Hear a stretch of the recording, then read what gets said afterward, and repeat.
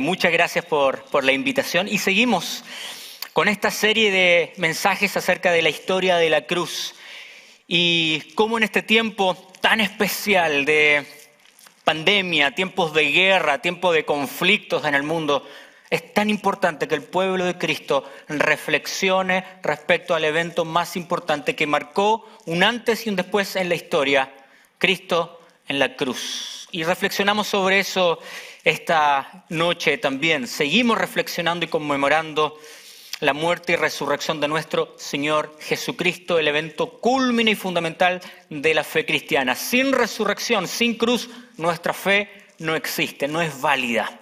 Creemos por fe que Jesucristo resucitó de entre los muertos y que volverá otra vez. Lucas 23. Uy, ahí ya estoy viendo, ayer no vi el cronómetro, hoy estoy viendo el cronómetro para tranquilidad de todos y qué lindo, pusieron 2 horas y media. Amén, dijo una hermana por ahí, vamos a hacer vigilia. El texto de hoy va a ser Lucas 23, del 32 al 43. El mensaje de hoy se ha denominado La Otra Cruz. ¿Qué herejía va a predicar este chileno? Se dirán ustedes. ¿Qué otra cruz? Hubo otra cruz al costado de la cruz de Cristo, y fue la de un malhechor que fue alcanzado por gracia. Hoy vamos a ver el impactante relato de cómo Jesucristo en sus últimos momentos siguió salvando y alcanzó a aquel malhechor que se encontraba en la otra cruz, en la cruz de un pecador que nos representa a todos nosotros, que fue alcanzado por gracia. Y para entrar en contexto vamos a ir a la palabra de Dios en Lucas 23, del 32 al 43, que va a ser nuestro texto referencia y fundamento de hoy y al cual vamos a estar volviendo continuamente. Leemos versículo 32. Llevaban también con él a otros 2 que eran malhechores para ser muertos. Aquí ya nos entrega un antecedente importante. Malhechores. ¿Qué hace un malhechor? Hace el mal. Estamos hablando de personas corruptas. Y sabemos ya que la muerte de cruz era para aquellos que llevaban a cabo los peores crímenes. Era una muerte, no era una simple ejecución, no era una horca, no era una silla eléctrica, era algo que estaba destinado a generar profundo dolor y tormento y extender la agonía por la máxima cantidad de tiempo posible.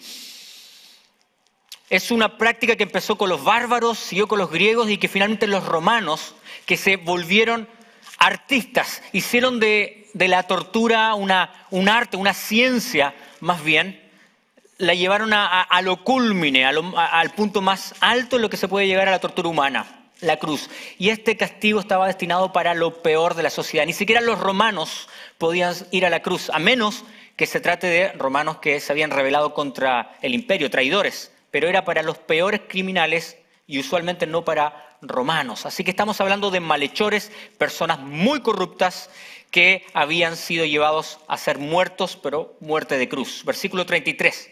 Y cuando llegaron al lugar llamado de la Calavera, le crucificaron allí y a los malhechores, uno a la derecha y otro a la izquierda.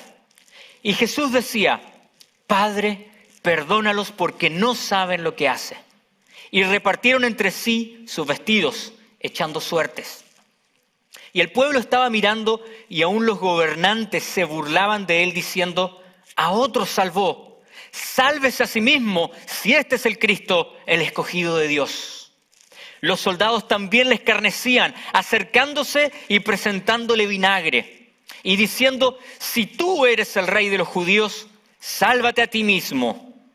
Había también sobre él un título escrito con letras griegas, latinas y hebreas: este es el rey de los judíos. Y uno de los malhechores que estaba colgados le injuriaba diciendo: si tú eres el Cristo, sálvate a ti mismo y a nosotros. Respondiendo el otro, que es en quien nos vamos a concentrar esta noche, le reprendió diciendo: ni aún temes a tu Dios, ni aún temes tú a Dios, estando en la misma condenación. Versículo 41, esto es muy importante. Nosotros, a la verdad, justamente padecemos porque recibimos lo que merecieron nuestros hechos. Mas ningún mal hizo. Y dijo Jesús: acuérdate de mí cuando vengas en tu reino. Entonces Jesús le dijo, de cierto te digo que hoy estarás conmigo en el paraíso. Inclina tu corazón ahí donde estás y oremos juntos. Gracias, Dios de la gracia. Gracias, Dios bueno. Gracias, Señor Jesús, por tu palabra y por tu sacrificio. No permitas nunca, Señor Jesús, que olvidemos la cruz. Tu sacrificio en la cruz y lo que significa y representa para la humanidad. Abre nuestros sentidos espirituales para escuchar lo que tienes que hablar en nuestros corazones esta noche. Nos encomendamos a ti, en tu nombre poderoso Jesús. Amén. Qué tremendo y qué poderoso es reconocer a nuestro Salvador en medio de la tortura, en medio del escarnio, en medio del maltrato y la humillación, aún salvando, llevando a cabo salvación a aquellos que lo rodeaban. Hasta el último momento nuestro Señor Jesús extendió salvación y se llevó a uno de los malhechores que lo estaban acompañando, que justamente habían sido condenados, lo alcanzó con gracia para salvación y se lo llevó con él. Él es el Salvador ayer, Él es el Salvador hoy y será el Salvador siempre. La otra cruz se refiere a esa cruz en la cual estamos muchos, la gran mayoría de los presentes representados.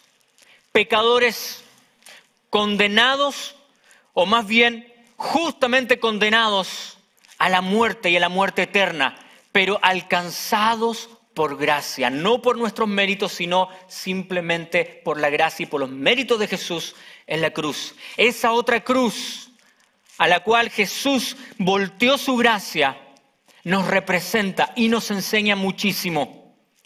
Fue un acto de gracia la cual Jesús alcanzó con salvación a un vil pecador en su hora final y en su hora más dura. Alguien que se ganó por sus crímenes la más terrible sentencia de la cruz. Y debieron ser efectivamente crímenes terribles para haber sido condenados a ese tipo de castigo. Él mismo reconoce que es digno del castigo, de la cruz. En el versículo del 40 al 41 que acabamos de leer dice al otro, ni aun tú temes a Dios estando en la misma condenación, nosotros a la verdad justamente padecemos. El mismo pecador, un alma corrupta, alguien que ha transgredido la ley de los hombres y la ley de Dios, está admitiendo el nivel de gravedad de sus crímenes y reconoce que está justamente experimentando y padeciendo la condenación, porque recibimos lo que merecieron nuestros hechos. Muy pocas veces vemos en la cárcel o vemos en una condena de muerte a un acusado reconocer que es justo el castigo que está recibiendo. Es muy poco común. Pero este hombre, este pecador, reconoce que era culpable y reconoce también que el Cristo que estaba ahí en el centro era justo y no merecía estar ahí. Ahora es importante comprender que este no era un hombre bueno. Y esto es algo, desde la tradición católica a veces se ha cometido el error de hablar de él como el ladrón bueno o el buen malhechor. Esto es un error. Este era un hombre corrupto y malvado, que estaba pagando justamente la consecuencia de sus actos en esa tortura que era la cruz. Tenemos que entender que además él experimentó una transformación en el proceso de la crucifixión. Inicialmente se burlaba e injuriaba, como nos revela Mateo 27:44, igual que el otro malhechor, donde dice que ambos ladrones, ambos malhechores se burlaban también de él. Sabemos que en un inicio ambos se burlaban e injuriaban y blasfemaban contra nuestro Señor Jesús. Pero algo pasó en el proceso de la crucifixión. La palabra en este tiempo fue revelada y el testimonio de Cristo trajeron a uno de los malhechores al arrepentimiento. Nosotros, querida iglesia, estamos representados perfectamente por estos malhechores, por ambos. No somos mejores que ellos ante Dios. La gran pregunta que nos tenemos que hacer es como cuál de los dos malhechores terminaremos nuestra vida. Alguien podría decir o creer, yo no soy tan malo como ellos. Si fueron condenados de la forma en que fueron condenados, es porque robaron violentamente, porque asesinaron, porque violaron, porque ultrajaron. Yo no he hecho ese tipo de cosas. Pero si crees que eres digno de estar ante la presencia de Dios porque tus pecados son menores, aún no has entendido la gravedad de tu condición pecaminosa. Y es importante por eso entender y acercarnos a la cruz de Cristo. Si crees que no eres tan malo como ellos, tienes que recordar Romanos 3, del 9 al 10. ¿Qué pues? ¿Somos, dice Pablo, nosotros mejores que ellos? En ninguna manera. Pues ya hemos acusado a judíos y a gentiles que todos están bajo pecado. Como está escrito, no hay justo ni aún uno. Y nosotros tenemos que entender, querida iglesia, que todos estamos destituidos de la gloria de Dios, aunque quizás no hayamos matado o robado como el malhechor de la cruz. Lo que sí nos enseña y nos muestra este malhechor que fue alcanzado por la gracia es la transformación frente a la revelación de la verdad. Para ti y para mí es muy fácil creer en Jesucristo si lo observamos desde cierta perspectiva. Nosotros tenemos los evangelios, nosotros conocemos la historia después de la crucifixión y la resurrección que celebraremos este domingo. Pero este malhechor no conocía todos los antecedentes, no tenía los evangelios, no había conocido como nosotros la evidencia del poder de Jesucristo obrando por 2000 años, extendiendo su reino de forma poderosa por el poder del Espíritu Santo. Este malhechor no lo sabía. Simplemente tuvo acceso a un poco de revelación, a un poco de verdad y de la forma menos ortodoxa posible. Pero eso le bastó para ser transformado. El malhechor reconoció a un rey y a un Dios a su lado, pero el que estaba reconociendo era un hombre siendo torturado, desangrándose, a punto de morir, siendo humillado, atacado, menospreciado por todo el mundo que lo rodeaba. Esa no es la figura de un rey o de un Dios en el cual tú pondrías tu confianza. Pero por alguna razón, sin más evidencia que aquello que estaba viendo en este tiempo de crucifixión, el malhechor reconoció que Jesús era rey y era Dios. En el versículo 42 dice, y dijo a Jesús, acuérdate de mí cuando vengas en tu reino. Este hombre reconoció que Jesús era rey, porque quien tiene un reino es un rey, y un reino que vendrá otra vez. Qué tremenda fe. Este malhechor mostró más fe que todos nosotros juntos en esta iglesia. Con tan poquita información, fue capaz de poner y depositar su fe y su confianza en aquel que estaba muriendo y desangrándose a su costado. Pero ¿de dónde sacó la verdad? ¿Qué revelación o a qué revelación fue expuesto este malhechor? La respuesta es bien sencilla y la encontramos en los 4 evangelios. Primero nos encontramos con las burlas y el sarcasmo de aquellos que lo rodeaban. Porque a través del sarcasmo y las burlas, lo que estaban haciendo era liberar verdad y revelación. Recordemos las palabras de aquellos que se reían de Jesús.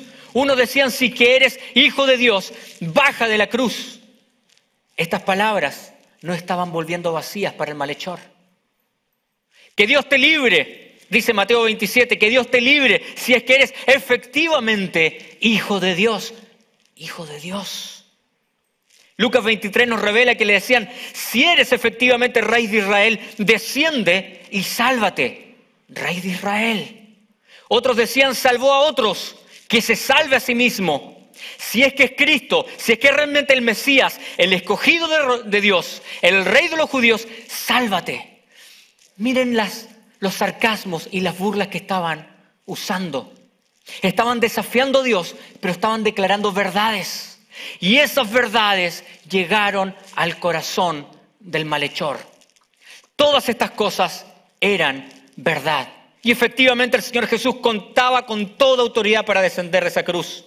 Desde pequeño yo fantaseaba cuando veía las películas o en Pascua escuchaba el relato de la crucifixión. Qué deseo tenía en mi infancia de que Jesús se hubiese enojado, se hubiese bajado de la cruz, hubiese convocado a los ejércitos celestiales, hubiese destruido a los fariseos y al imperio romano. Pero en la niñez aún no había comprendido el plan de Dios y el corazón amoroso de nuestro Señor Jesucristo. Pero estas cosas a las que estaba siendo desafiado el Señor Jesús eran verdades. Y el malhechor estaba escuchando estas verdades. Y bien sabemos que la palabra de verdad no vuelve vacía. Entonces se dice que este hombre aquí al lado, a mi costado, es un rey, es un Mesías. Salvó a otros, sanó a otros. ¿Es el Salvador? ¿Es el Cristo? Revelación a la que accedió el malhechor. Segundo, mandaron a poner un letrero en su cabeza que decía: este es el rey de los judíos. Y en hebreo, en griego y en latín. Esto significó algo también para el malhechor. Estoy entendiendo y estaba comprendiendo quién es y de qué estaba siendo acusado este hombre aquí al costado. Y no basta ser muy brillante para llegar a dos escenarios posibles. Este hombre es un mentiroso o es alguien que dice la verdad. Pero es un mentiroso. Si es un mentiroso, ¿quién es capaz de tolerar la tortura que describimos ayer? ¿Quién es capaz de ir a la muerte por una mentira? Entonces, o este hombre es un mentiroso que está siendo torturado por una mentira, o es alguien que está diciendo la verdad y es quien dice ser. Tercero, el malhechor fue expuesto a la verdad encarnada, que es Jesús mismo. Jesús es la verdad. Jesús es la encarnación de la verdad. Jesús es la verdad encarnada que hace 2000 años vivió entre nosotros. Y el malhechor lo vio y además vio los antecedentes de su testimonio. Y aquí la palabra testimonio es clave. Su testimonio, su amor, su entrega, su sacrificio. Este malhechor escuchó la oración de Jesús en medio de la tortura, en medio de los golpes, en medio de la humillación. Escuchó que Jesús, con todas sus fuerzas o con las pocas fuerzas que le quedaban, levantó una oración al Padre para pedir que los perdone, porque no saben lo que hace. Este testimonio impactó al malhechor que estaba ahí al costado. Y el testimonio de nuestro Señor Jesús es poderoso. Hay un texto que siempre me ha fascinado en Apocalipsis 19:10. Y en la revelación de Juan, en un momento en su confusión, se le presenta un ángel y Juan va de rodillas y comienza a adorarlo. Y el ángel se escandaliza y le dice: Juan, no, ponte de pie, no me adores a mí. Adora solamente a Cristo. El testimonio de Cristo es el espíritu de la profecía. Me encanta esta frase.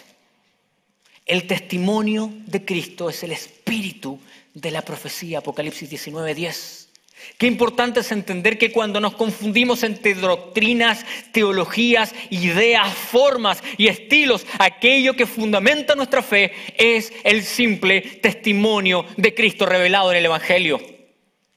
¿Qué error cometemos los cristianos cuando creemos que el Evangelio es exclusivamente para predicarle a los no alcanzados o a los no cristianos, a los que aún no conocen a Jesús? El Evangelio es para cada uno de nosotros todos los días y podemos estudiarlo una y otra vez todos los días de nuestra vida y necesitaríamos 10 vidas para seguir extrayendo verdad y poder que hay en él. El Evangelio es para ti y para mí hasta el último de nuestros días. El testimonio de Cristo es el espíritu de la profecía y fue el testimonio de Cristo al cual este malhechor fue expuesto. ¿Qué otras cosas nos puede enseñar la salvación del malhechor de la otra cruz? Que Cristo no tiene límites ni tiempos para salvar a los pecadores. Muchas veces cometemos el error de querer nosotros marcar los tiempos y las formas. Pero el Señor Jesús nos deja claro con este evento de salvación que no importa tu pasado, tu pecado o tu historia, Cristo salva. Y es únicamente Cristo quien puede salvar. Aprendemos de este evento, además que el malhechor se hizo, ojo, y esto es muy importante, se hizo responsable moralmente de su pecado. y depositó su confianza en el Señor Jesús crucificado. Vamos a profundizar en esto más adelante. Pero es muy importante que se hizo cargo. Sí, a mí me corresponde estar aquí. Pido gracia, pido salvación, pido misericordia al Rey que estaba crucificado en el centro. Aprendemos a través de este evento que Jesús, a través de su Espíritu Santo, estaba obrando también en la cruz. Porque para que este malhechor haya podido ser quebrantado con la revelación de la verdad, solamente el Espíritu Santo podía traer convicción de pecado y quebrantamiento. El Espíritu Santo estaba obrando en ese momento, como está obrando también esta noche entre nosotros. 2000 años después de la crucifixión de Jesús, el Espíritu Santo sigue trayendo todos los días convicción de pecado, transformación, quebranto y salvación. Hay cifras misioneras que hablan de que cada día se convierten 115,000 personas. Hoy, 115,000 personas fueron atraídas a la cruz de Cristo. Fueron quebrantados por el poder del Espíritu Santo ante la revelación de la palabra y 115,000 personas comenzaron hoy a adorar a Dios y lo van a adorar por toda la eternidad. Eso es lo que Jesús está haciendo.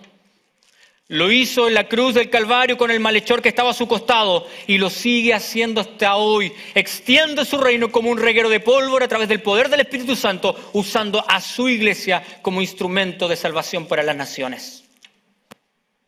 Otra cosa que aprendemos, y aquí me voy a ganar algunos...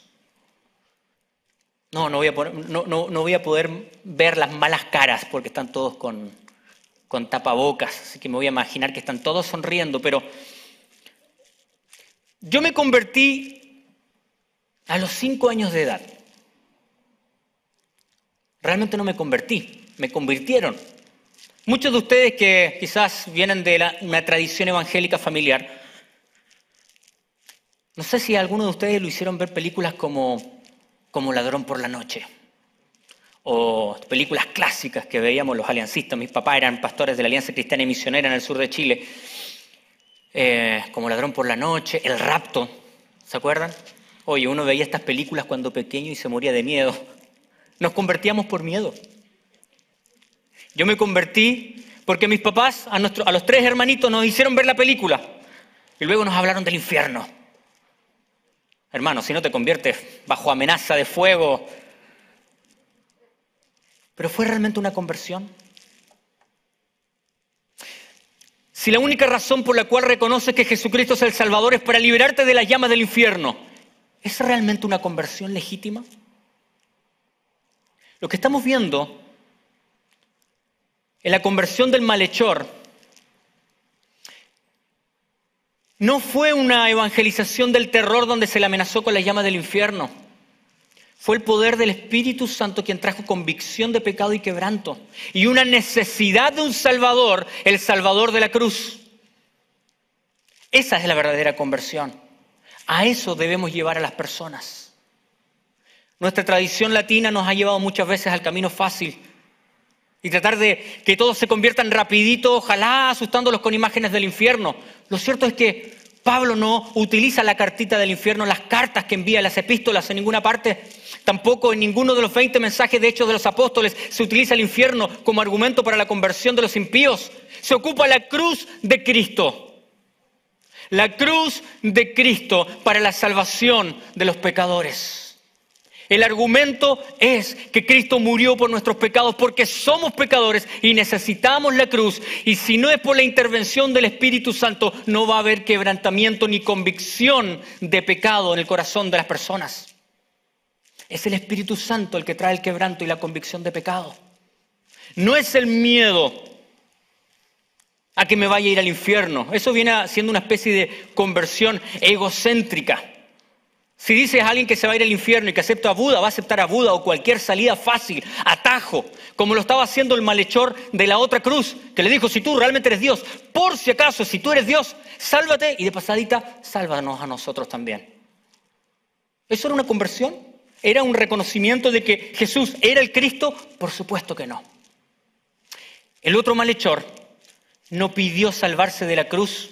No le dijo, trata de salvarte tú y sálvame a mí. Bájanos de la cruz. Dijo, ciertamente merecemos estar en la cruz y morir por nuestras transgresiones. Pero te pido una cosa, Señor y Rey, acuérdate de mí cuando vengas con tu reino. Estaba apostando a la eternidad, con convicción de pecado y con quebrantamiento, que es lo que nosotros tenemos que entender también. Una conversión real es a través de un evangelio de la cruz que nos lleva a arrepentimiento, reconocimiento de nuestro pecado y de nuestra inmundicia y un reconocimiento de la necesidad sincera de un Salvador que murió por nosotros en la cruz del Calvario hace más de 2000 años atrás y que volverá a buscarnos. Aprendemos de la otra cruz, la cruz del malhechor alcanzado por gracia, que la salvación es efectivamente por gracia, porque no se la merecía. Y este es el mejor ejemplo de una salvación por gracia, porque vemos que el hombre reconoce que se merecía el castigo al cual estaba siendo expuesto. Fue alcanzado no por sus méritos, sino simplemente por la gracia de nuestro Señor Jesús. Hay un autor que a mí me encanta, Víctor Hugo, y hay una obra maravillosa que les recomiendo a todos que se llama Los Miserables. Les Miserables. No, en español mejor. El personaje se llama Jean Valjean. Y es un hombre que pasa 19 años en la cárcel. Hay varias películas, siempre el libro es lo más recomendado, pero hay películas, hay musicales, hay muchas versiones preciosas de esto. Y Víctor Hugo acá nos revela el principio de la redención. Jean Valjean, tras pasar 19 años en la cárcel por robar pan para los hijos de su hermana que estaban muriendo de hambre, tras pasar 19 años en la cárcel de trabajos forzados, cuenta la historia que es liberado, no encuentra trabajo, no encuentra dónde dormir, no encuentra gracia en ningún lugar, y es recibido por Monseñor Myriel, un sacerdote que lo recibe, que lo alimenta y que lo alberga en una noche fría, porque no tiene dónde más quedarse. Esa noche, un Jean Valjean resentido, cínico y amargado, torturado por su propio pecado, traiciona la confianza y el amor de este sacerdote y le roba y sale por la fuerza, huyendo con los cubiertos de plata de la iglesia. A poca distancia la policía lo detiene, lo golpea, ven que se había robado cosas, lo llevan frente al sacerdote y le dicen, este hombre le robó, pero está justificándose. Dice que usted le entregó, que le regaló estos utensilios de plata. ¿Saben qué hace el sacerdote? El sacerdote dice, efectivamente, yo se los regalé. Y toma los candelabros de plata que le habían quedado y dice, se te quedaron estos, que también eran para ti. Y se los mete en el saco. Jean Valjean, el protagonista, queda atónito, estupefacto por esta muestra irracional de amor, de compasión. El sacerdote se acerca al oído y le dice, Jean Valjean, hermano mío, tú ya no perteneces al mal, sino al bien. Estoy comprando con esta plata tu alma. Libro tu alma de las ideas oscuras y del espíritu de perdición y la entrego a Dios. Me encanta lo que viene después porque Jean Valjean es tan impactado por este acto de gracia que transforma su vida y se vuelve una persona íntegra, un aporte, un héroe en la sociedad. Pero lo que más destaco es la gracia que se revela en esta obra, que yo personalmente la ocupo para evangelizar muchas veces a personas que no quieren escuchar acerca del Evangelio. Son puentes y estrategias que tenemos que usar para llegar muchas veces a aquellos que no quieren escuchar el Evangelio. La primera vez que Jean Valjean llega a la casa, al lugar del sacerdote, él recibe misericordia. Y aquí vamos a hacer una diferenciación muy importante. Él recibe misericordia, pero la segunda vez, cuando él transgredió la confianza, cuando robó, cuando cometió una injusticia, lo que él se merecía en esta oportunidad, cuando la policía lo trae, era recibir justicia, ir a la cárcel y probablemente por reincidente ir a la horca.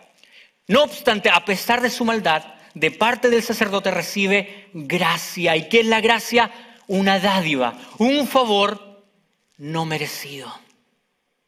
Él no se merecía esta segunda oportunidad, no se merecía este regalo y tampoco lo merecía el malhechor que se encontraba en la cruz del costado. No merecía gracia, pero recibió salvación por gracia. Y esta gracia es la que eleva nuestra fe cristiana por sobre todas las filosofías, todas las religiones, todos los pensamientos en medio de este mundo perdido. La gracia, un concepto que hace de la relación con Dios una relación única en todo el universo. Efesios 2, del 8 al 9 dice, porque por gracia sois salvos por medio de la fe, y esto no es de vosotros, pues es don de Dios, no por obras, para que nadie se gloríe. Gracia es lo que podemos ver en la otra cruz, en la cruz del costado. La otra cruz también nos enseña que el ladrón reconoció su pecado y las consecuencias de su pecado. Y esto es importantísimo.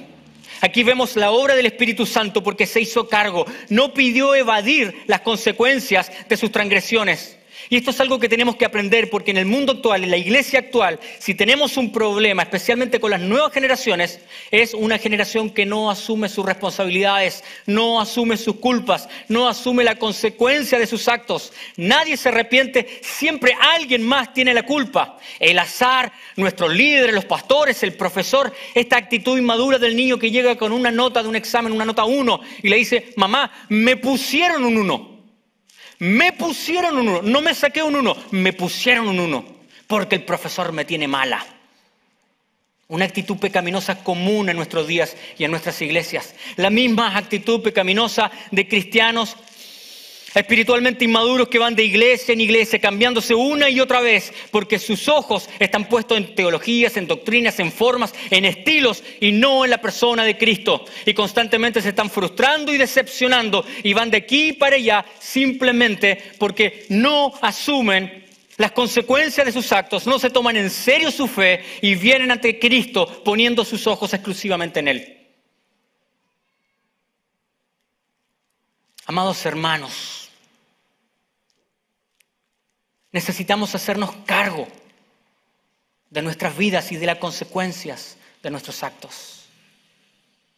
Si no nos hacemos cargo de que no es Dios el que nos esté mandando cada cosa mala que nos pase, difícilmente vamos a poder crecer, madurar y ser los hijos que Dios espera que seamos. En psicología se le llama locus de control externo, a esta actitud de siempre estar buscando un responsable externo.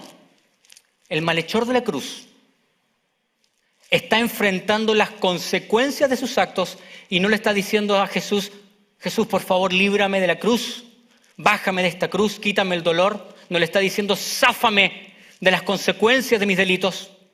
Está asumiendo y haciéndose cargo, pero le está pidiendo misericordia. Pidió misericordia y recibió gracia y salvación gratuita. No por ningún mérito, solo por la obra y los méritos de Jesús en esa cruz. Querida iglesia, para abrazar la cruz de Cristo requerimos la misma humildad que el malhechor, la misma conciencia de que somos pecadores y necesitamos descubrir el evangelio de la cruz que requiere quebranto. La actitud de venir ante la cruz de Jesús es una actitud de bancarrota espiritual. No tenemos nada con qué negociar. Como ese malhechor en la cruz, no podía negociar nada, no iba a poder mostrar frutos en el futuro, no iba a poder plantar iglesia, no iba a poder evangelizar, no podía ofrecerle nada a Jesús a cambio de la salvación. Bancarrota espiritual, ni siquiera podré mostrar frutos. Te pido que te acuerdes de mí cuando vengas con tu reino. Y recibió gracia y salvación gratuita. Necesitamos presentarnos ante la cruz con total bancarrota espiritual. No tenemos nada que intercambiar, no tenemos nada que ofrecer. Tenemos que venir con la actitud del hijo pródigo, de rodillas ante el Padre, declarando, Señor, he pecado contra el cielo y contra ti. Necesitamos venir con la misma humildad con la que Spurgeon define qué es el evangelismo. Simplemente un mendigo que le dice a otro mendigo dónde encontró pan. Me encanta esa frase de Spurgeon. ¿Qué es el evangelio? ¿Qué es el evangelismo? Mendigos alcanzados con el pan de vida y luego mendigos diciéndole a otros mendigos dónde encontró pan. Qué forma más sutil y humilde de reconocer cómo hemos sido alcanzados por gracia desde nuestra bancarrota espiritual. Si no has visto tu pecado y si no te has arrepentido, estás muy lejos de ver realmente en su dimensión el tamaño y el poder de la cruz. Si no estás entendiendo tu pecado es porque estás viendo la fe cristiana y la cruz de muy lejos. Es un tema de perspectivas. Yo soy lo que se llama en mi país un provinciano. Vengo del sur de Chile, casi de la boca de la Patagonia, a 1000 kilómetros al sur de la capital. Y en Santiago de Chile hay un edificio muy alto, uno de los más altos de Latinoamérica, el Costanera Center, donde hay un centro comercial muy grande. Y la primera vez que voy a Santiago, yo dije, quiero conocer este edificio que es tan alto. Y tenía muchas expectativas, como provinciano quería ver un edificio alto. Y la veo a distancia cuando estamos yendo en el vehículo y me vino una profunda decepción. Dije, ese es, no era tan alto.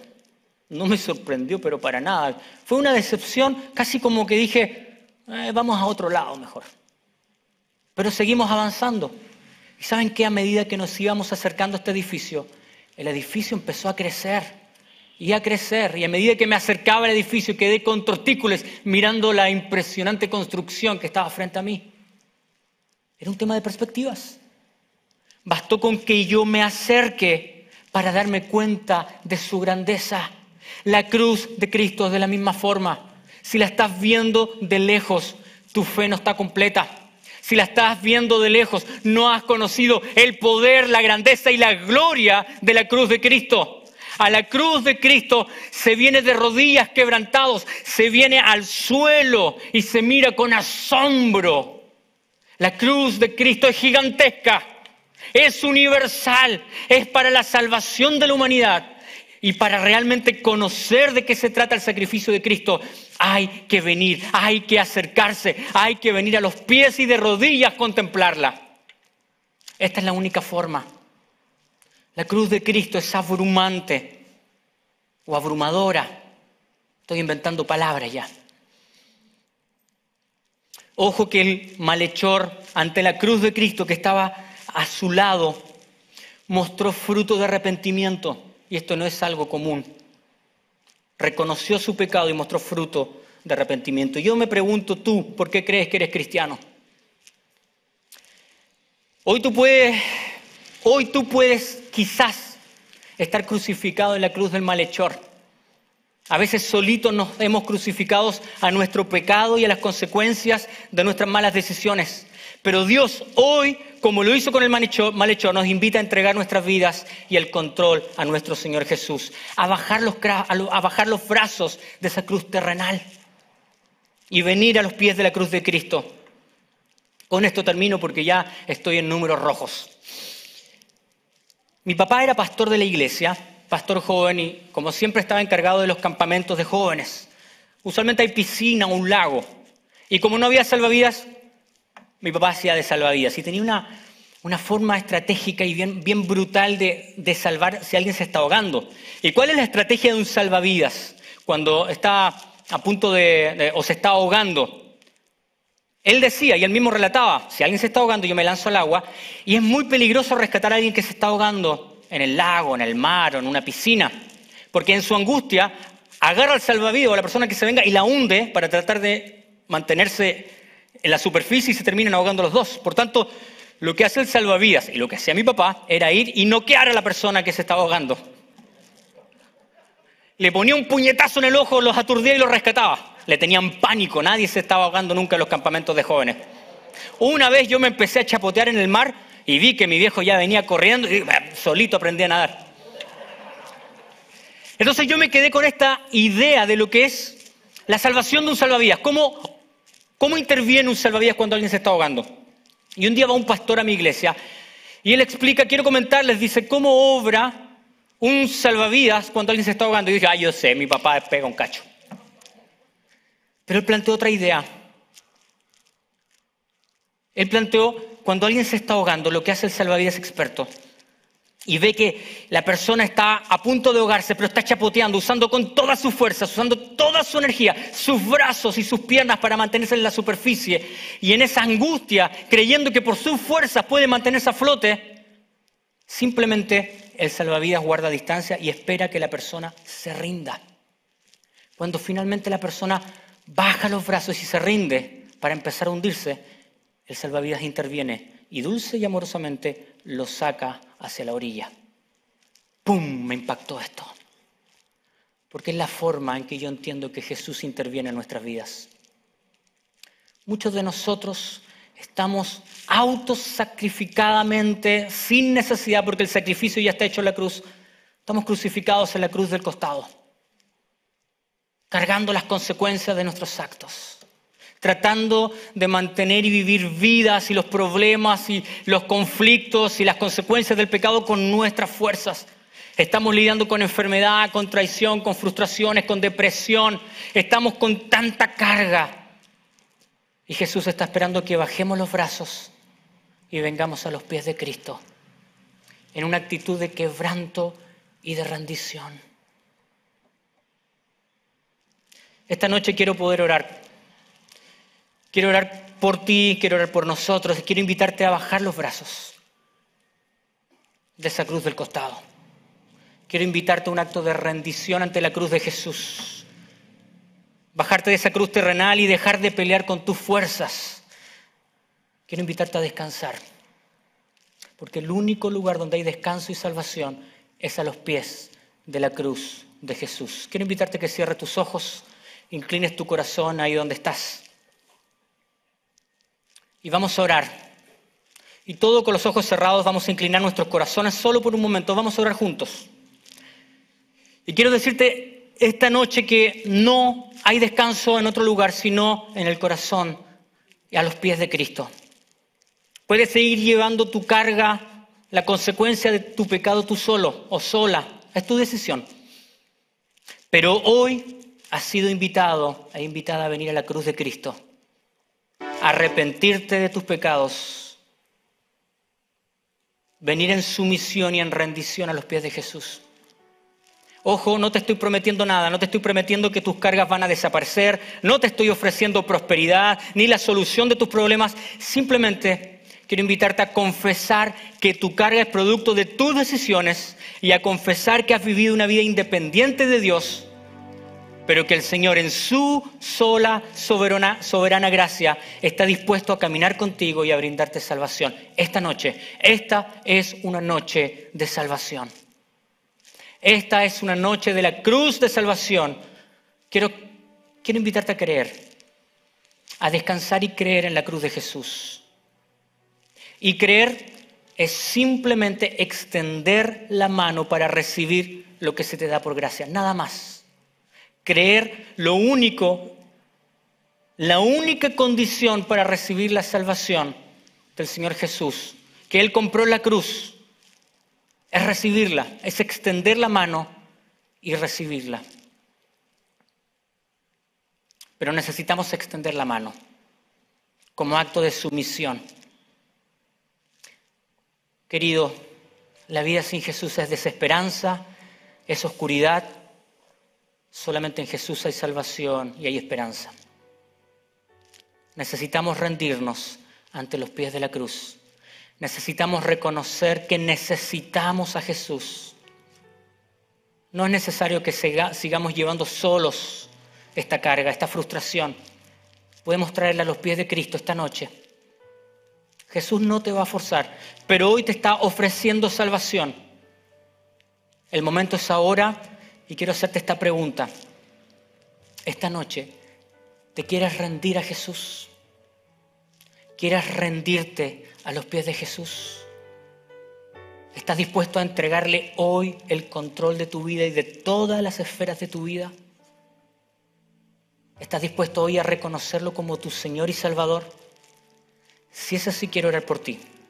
Y mientras estamos con los ojos cerrados, quiero invitarte a que simplemente levantes tu mano para saber por quién estoy orando. Veo tu mano, puedes bajarla. Veo tu mano, puedes bajarla. Solamente para verla, veo tu mano.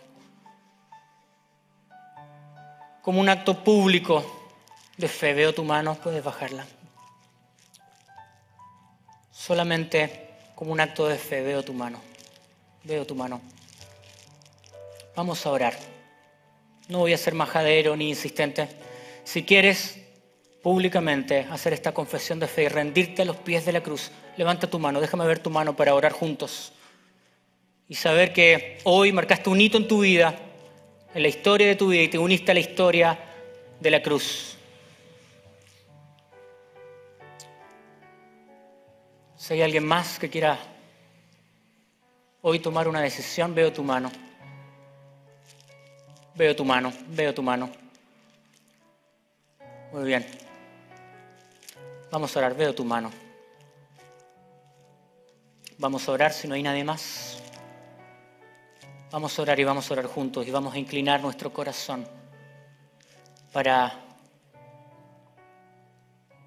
entregarle nuestras vidas y el control de la vida a nuestro Señor Jesús.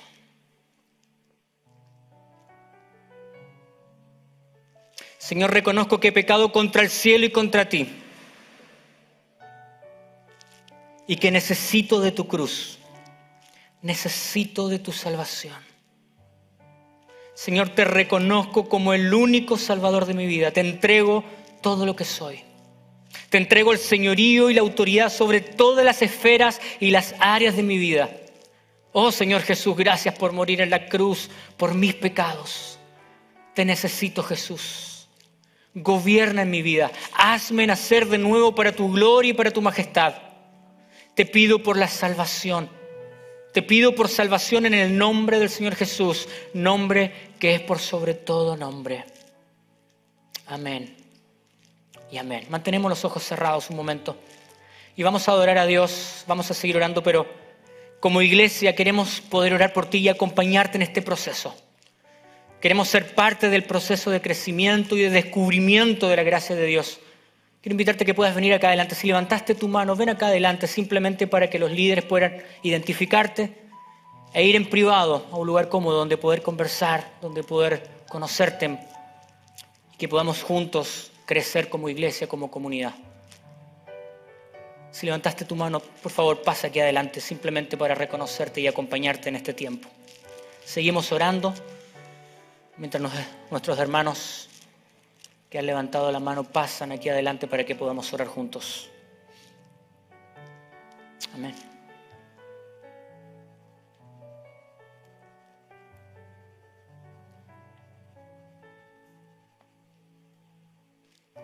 Seguimos reverentes con el corazón inclinado mientras nuestros hermanos se acercan. Los consejeros, los líderes, si pueden acompañar a nuestros hermanos para poder orar juntos, para acompañarlos.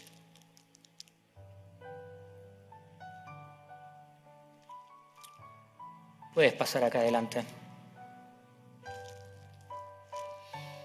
Gracias, Señor. Gracias, Señor, de la salvación por este tiempo. Gracias, Señor, porque tu palabra es poderosa y nos habla una y otra vez. Gracias, Señor, porque tú estás en control. Gracias, Señor, porque sigues aumentando tu reino miles y miles de personas. Sé glorificado en la vida de estos nuestros hermanos. Revélate con poder y autoridad. Multiplica la salvación, multiplica a los discípulos a través de aquellos que te están reconociendo como Señor y Salvador esta noche. Te bendecimos, Jesús. Encomendamos nuestras vidas, nuestras familias a tus manos, en el poder de Jesús. Amén y amén. Dios nos bendiga.